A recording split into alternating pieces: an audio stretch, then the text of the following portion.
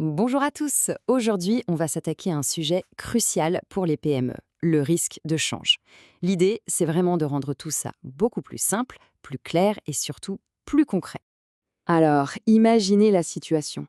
On signe un super contrat à l'étranger, tout semble parfait. Mais voilà, il y a un danger qui rôde, un danger caché, les fluctuations des devises.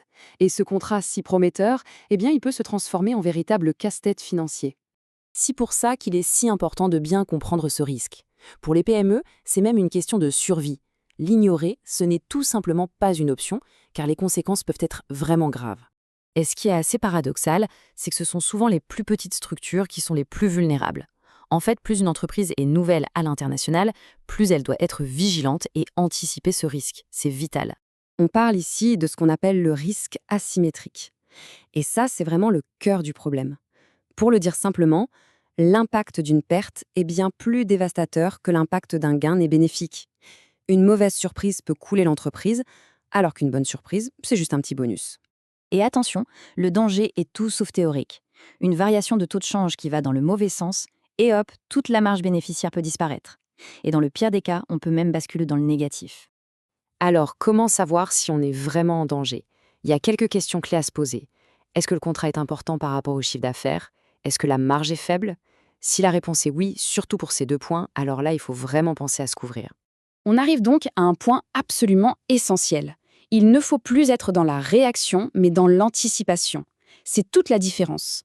Se préparer en amont, c'est la seule et unique manière de se protéger efficacement. Concrètement, qu'est-ce que ça veut dire? Ça veut dire que l'équipe commerciale et l'équipe financière doivent travailler main dans la main. Le contrat ne doit pas être signé tant que la partie financière n'est pas prête à couvrir le risque. Le timing ici, c'est tout. Il y a une citation de Boileau qui résume ça parfaitement. Ce qui se conçoit bien s'énonce clairement. Ça illustre vraiment l'idée qu'il faut un plan simple et clair avant de se lancer. La réflexion d'abord, l'action ensuite. Bon, passons à la pratique.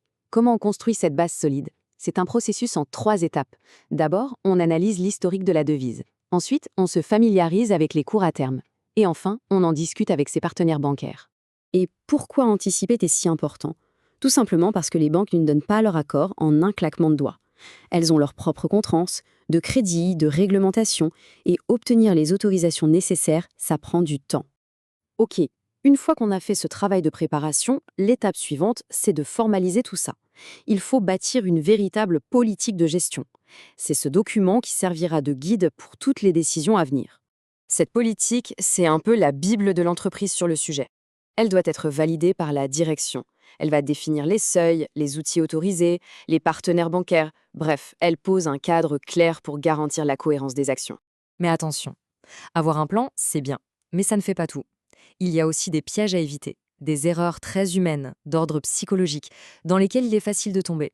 La toute première erreur, c'est un biais cognitif.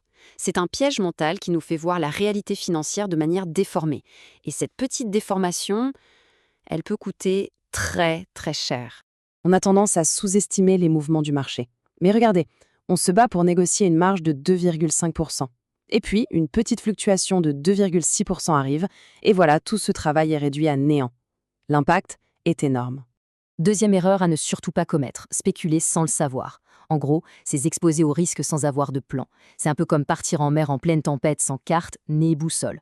L'objectif, il faut être clair là-dessus, ce n'est pas le risque zéro. Le but, c'est de maîtriser le risque.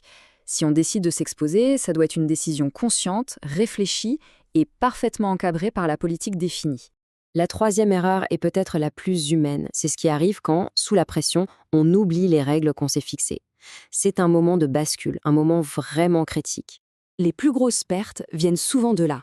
On ne respecte pas ses propres règles, comme les limites de perte. On espère que le marché va se retourner, c'est une erreur fatale. Il faut s'en tenir au plan, sans laisser l'émotion prendre le dessus. Et enfin, la quatrième et dernière erreur, avoir des regrets. C'est le fameux biais du rétroviseur, où on refait le match après coup. C'est une analyse classique mais totalement contre-productive. Dire « la couverture nous a fait perdre de l'argent », c'est ne rien comprendre au principe. Une couverture, ce n'est pas un ticket de loto, c'est une assurance. On ne regrette pas d'avoir payé son assurance incendie si la maison n'a pas brûlé, non? C'est la même chose. La clé de tout, au final, c'est de faire confiance au processus. Une fois que la stratégie est définie, il faut l'appliquer, systématiquement, sans état d'âme. C'est la seule façon d'être performant sur le long terme. Voilà, on a vu ensemble une feuille de route pour mieux gérer ce risque. Maintenant, la seule question qui vaille, c'est celle-ci. Votre politique de gestion du risque est-elle vraiment prête pour votre prochain défi international? Terminons par une application concrète. Question. Quelle est la première étape pour une PME souhaitant gérer son risque de change? Proposition. A. Mettre en place des options complexes. B. Spéculer sur les devises. C. Fixer un taux directeur interne. D. Identifier et mesurer son exposition au risque de change. Prenez quelques secondes pour répondre. La bonne réponse est D. Explication.